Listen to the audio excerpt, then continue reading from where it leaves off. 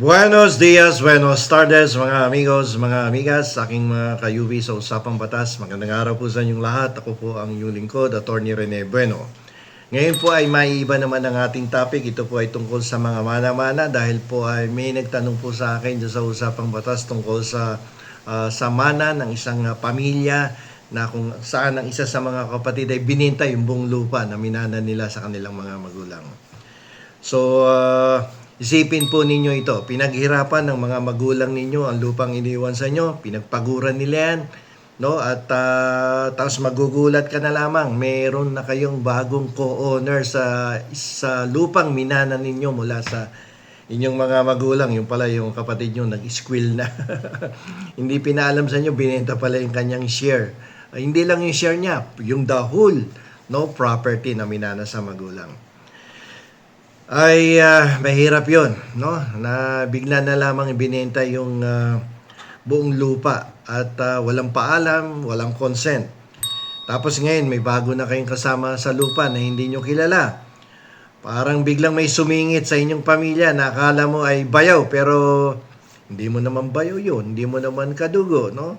At hindi mo naman hipag, no? Bigla na lang dumating sa pamilya ninyo at ngayon ay nakihati, no? Parang something like that ang magiging sitwasyon dito. Kayo tuloy ang nawalan ng karapatan. Okay? Masakit yan, no? Masakit yan, Kuya Eddie. Parang binili mo ng bagong cellphone, no? Tapos biglang kinuha ng kapatid mong bunso. Binenta sa tindahan diyan sa Green Hills, no? Para magkapera siya kagad. At binili ng load para sa crush niya. Grabe, swerte ng crush. Okay. Pero seriously, nakaka-high blood yan talaga. Pero bago kayo kumuha ng pamalo o tumakbo diretso sa munisipyo para magmura, makinig muna po kayo dito sa aking vlog. Kasi iba, high blood no? Diretso kagad sa barangay, sa munisipyo at doon isusumbong ang kanyang kapatid na nagbenta ng walang paalam ng isang lupain na kanilang minana sa kanilang mga magulang. Tanungin po ninyo ang inyong sarili, valid ba ang benta? Mababawi mo pa ba yan? Binenta na, may deed of sale. So ngayon, dito sa video na to, sa episode na to, hihimayin po natin ang batas para protektahan ang karapatan ninyo. Okay? So let's go. Sa ilalim po ng ating Civil Code of the Philippines, kapag ang isang property ay pag-aari ng dalawa o higit pang tao, gaya ng magkakapatid sa manang lupa, ang tawag po sa inyong magkakapatid ay co-owners. Okay, parang korporasyon yan. Co-owners kayong magkakapatid. Hati-hati yan. No? Pantay-pantay kayo dyan. So, parang ano yan dito may joke ako dyan anong pagkakaiba ng co-ownership? Sa barkada na nagsha-shopping, lahat may hawak. Pero walang makakapagsabi kung kanino talaga ang bagay hanggang hindi pa nahahati. So, sa co-ownership, bawat isa sa inyo ay may ideal share. Ideal share. Tandaan nyo po yan, ha? Ibig sabihin, hanggat hindi pa ito formal na nahahati o na-partition na, lahat kayo ay may-ari ng bawat pulgada ng lupa na iyon. Hindi mo pwedeng sabihin na akin itong bandang kaliwa, sa'yo yung kanan. Hindi po ganun yun. Parang pizza na hindi pa nahati. Lahat kayo may ari. Pero hindi pa alam kung ilan hiwa ang sa inyo. Kasi kadalasan, alam nyo po, no, sa mga mana-mana ng ganyan, malaking lupa, no? At wala pang partition, ay gusto na ng isang kapatid na ibenta yung kanyang share. At kung panganay ang gusto magbenta, sasabihin, itong unahan ng lupain. Ako ang may share nito. Ako ang panganay, ako ang masusunod. Kadalasan ganyan ikaw bunso ka naman, doon ka sa likuran ng lupa, di ba? So hindi po ganoon ang sinasabi ng ating batas. No, hindi po yung panganay o yung bunso ang masusunod pagdating po sa hatian ng isang property na minana natin sa ating mga magulang. Yan po hindi po alam ng marami yan. At kadalasan nag-aaway-away tuloy yung magkakapatid, pinagmumulan niya ng away. Parang regalo na biglang may nakasabit na, but wait, there's more. Okay, so tingnan natin, no? At pakinggan yung mabuti itong aking lecture ngayon dito sa aking YouTube channel nang kung may ganito kayong similar na problema within the family ay hindi na kayo pupunta sa barangay o sa munisipyo kung kayo nasa probinsya. Kadalasan takbo kaagad kay mayor pag may mga ganitong klaseng problema. So dito ang gagawin natin, paliliwanag natin sa inyo sa Tagalog na madaling intindihin, no? Na hindi ka na pupunta pa sa abogado niya dyan sa munisipyo at paliliwanagan kayo ng napaka-technical na mga legal parlance. Okay? So ayon po sa Article 493, ang isang co-owner ay may karapatang ibenta o isanla ang kanyang share kahit walang paalam sa inyo. Teka muna, huwag kayong magagalit. Bakit pwede? Kasi hindi naman siya nagbebenta ng inyong bahagi. Parang hindi ka naman pwede pigilan na ibenta ang sarili mong cellphone. Kahit na minsan, ginagamit ka ng barkada. So, huwag kayong magalit Wait muna, huwag magagalit. No? May malaking pero kasi dyan. Ang pwede lang niyang ibenta ay ang kanyang proportional share. Ayan. So, tandaan niyo po yan Ang pwede lang ibenta ng kapatid ninyo na nagbenta ng buong lupain na minana ninyo ay yung kanyang tinatawag na proportional share. Ngayon, ganito yan. Papaliwanag uli natin ng mas malinaw. Duktungan natin. Kung ang kapatid mo ay 1/3 lang ang share, siyempre, 1/3 lang ang pwede niyang maibenta sa ibang tao. Hindi niya pwedeng ibenta yung buong 1,000 square meters kung 333 square meters lang ang para sa kanya. No, ang para sa kanya na minana sa magulang ninyo. Kung 1,000 square meter yan, tatlo kayo, so 333 square meter lang ang bawat isa sa tatlong magkakapatid na pinamanahan ng magulang. So, paano yung buyer na pinagbenta ng 1,000 square meter? Hindi po siya ang may-ari ng buong lupa. Siya ay nagiging bagong co-owner nyo lang. Parang biglang may bagong kasama sa pamilya na hindi mo kilala. Ganun lang yan. May biglang estranghero na pumasok sa bahay. No? Pero 1/3 lang din ang share niya. Kung binenta ng kapatid niya, yung kanyang share. Okay. Ano ang remedyo pagdating sa ganitong sitwasyon? Na bigla na lang nagbenta ang kapatid ninyo nang walang kaabog-abog, walang paalam, walang consent. Sabi mo, attorney, ayaw naming maging cashier yung estranghero na yan. Hindi nga namin kilala yan At gusto namin manatiling itong lupa ng minana namin ay manatili lamang within the family. Okay, ganito yan. Huwag po kayong mag-alala. Ang batas po ay hindi bulag sa damdamin ng pamilya. Parang ina yan na hindi papayag na may estranghero sa pagkainan.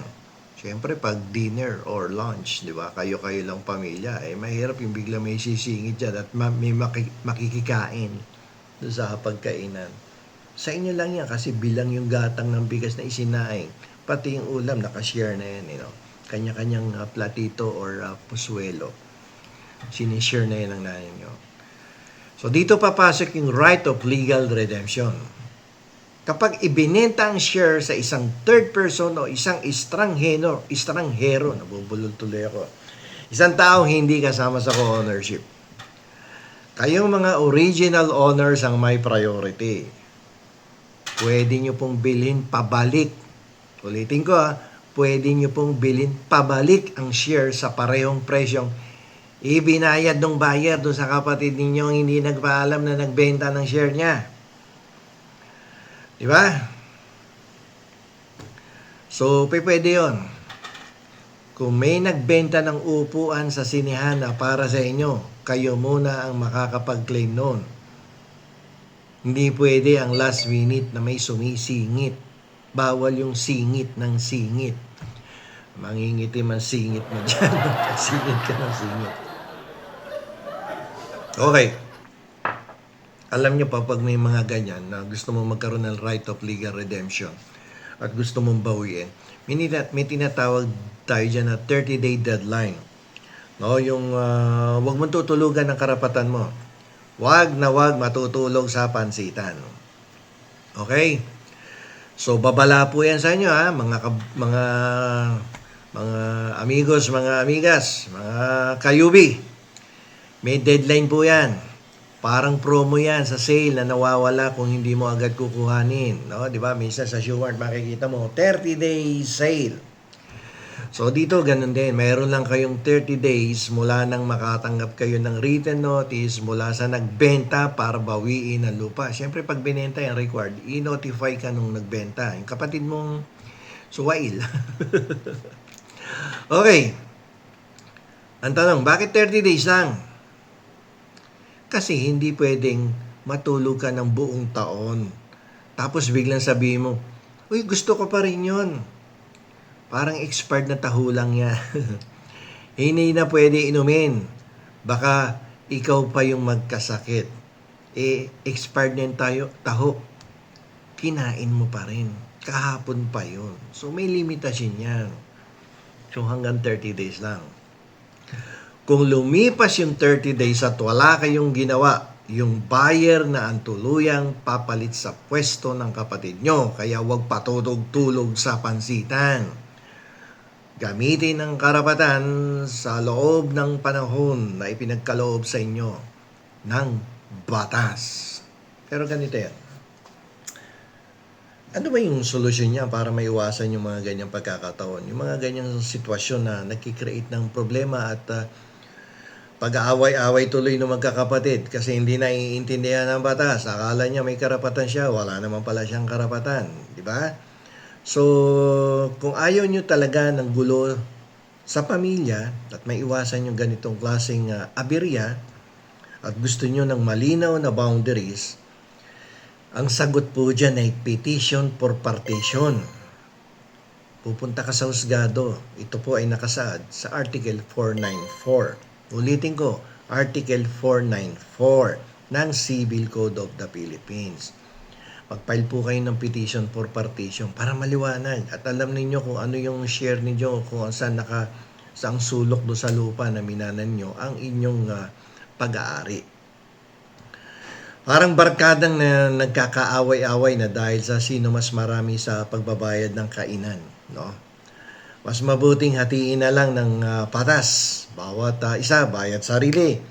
Parang walang sunod-sunod na hindi ako bayad ng ganito ganyan. So walang sino man ang pwedeng pilitin na manatili sa isang co-ownership habang buhay, no? Kaya pwede yang umalis anytime. Pwede kayong mag-usap-usap ng maayos, no? O dumaan sa korte. Pag nag-usap kayo ng maayos, dahil ayaw na nung isa na manatili doon sa co-ownership, extrajudicial. Nabubulol ako.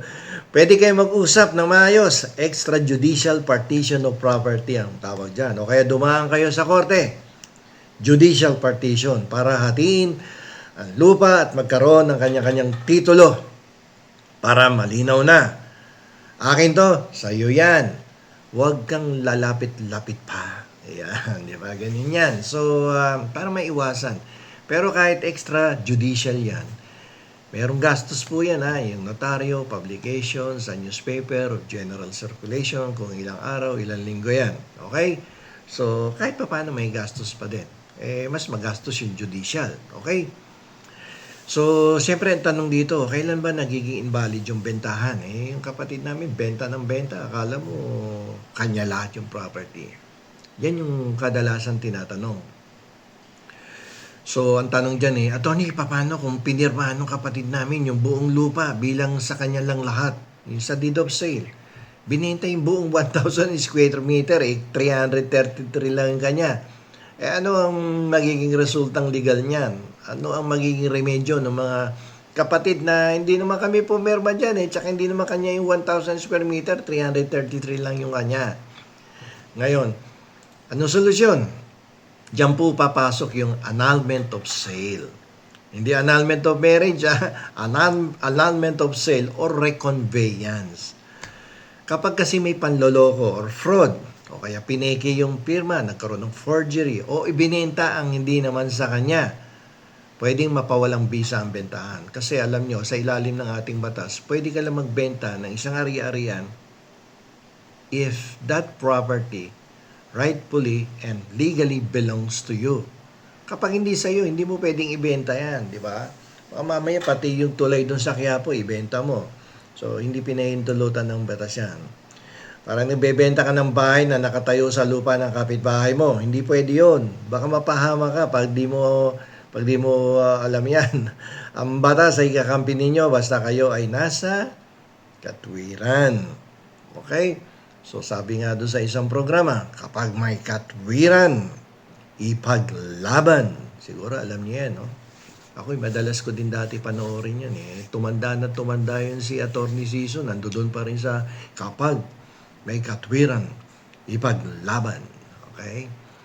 So, kaya nga mga kayubi, mga amigos, mga amigas, huwag mawawalan ng pag-asa. Sa bawat problema sa lupa, may remedyong nakatago sa batas. Parang lihim na recipe ng lola na makakatulong sa inyong problema. Okay? Valid ang benta? Kung share lang ang binenta niya. Yes, valid na valid yung benta. Mababawi pa? Yes, true redemption. Pag binenta niya, buong minanan niya yung lupa, hindi naman kanya yun. So, mayroon tayong right of redemption. Ayaw mo ng gulo. So, para bago niya magbenta yan, mag-file ka na ng petition. Di ba? So, sabi nga natin, ang kaalaman sa batas ay kapangyarihan ng bawat isa. Kung may katulad kayong sitwasyon, kumonsulta agad sa abogado para hindi kayo mapag-iwanan ng panahon. Pero maraming tumatawag sa akin, maraming nag-i-email, gusto kong kuhaning abogado, hindi po pwede. Bawal po yan, may legal ethics. Tayo ay nagbibigay ng libreng payo dito, pero walang client-lawyer relationship dito Tayo ay passion lang natin to. Hindi tayo katulad ng ibang nagbablog na abogado na kumukuha ng kliyente dito sa YouTube. Ako po ay marami na pong tinanggihan na kumukuha sa akin bilang abogado sa mga ganitong problema. Pero bawal po yun. Mahigpit ko pong sinusunod ang Code of Ethics para sa mga abogado. Okay? So may tanong pa ba kayo tungkol sa manang lupa? I-comment nyo po dito sa baba. At baka yun ang susunod nating tatalakayin.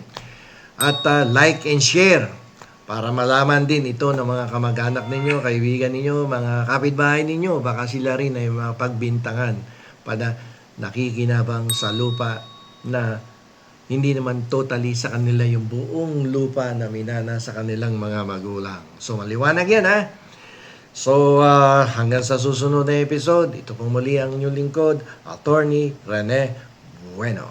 Attorney Bueno, law and beyond. Learn the law, know your rights.